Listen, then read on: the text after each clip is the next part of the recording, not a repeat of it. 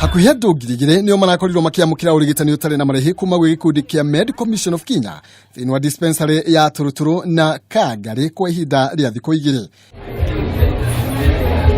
Igana na Millicent Musharu uria niwe kihumo kia utungata uyo mirimu iria icangagirwo ni thina wa kuhuhia ni ongererekete na njira nene thina uria arakuruhania na gucenjia kwa riera kuria ningi arume 40 maronekanire na cancer ya muthiori thutha wa ithimi cia cancer gutabanio. Right now we are seeing a lot of hypertension. We have seen diagnosed a lot of diabetes today.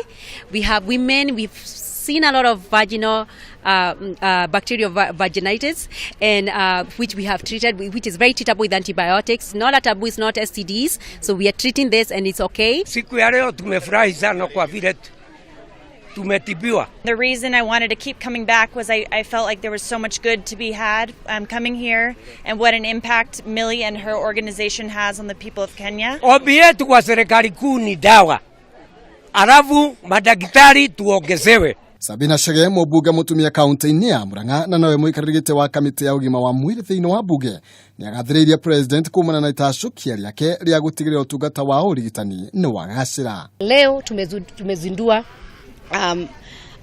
vaccination ambazo zitakuwa zikifanywa katika 47 counties. Tumekuwa na rais kule Nairobi na leo tumekuwa tukilaunch ambapo pia madaktari ambao walitoka Cuba wanaelekea katika counties, na leo wamepewa ruhusa na rais waende kwenye county zetu.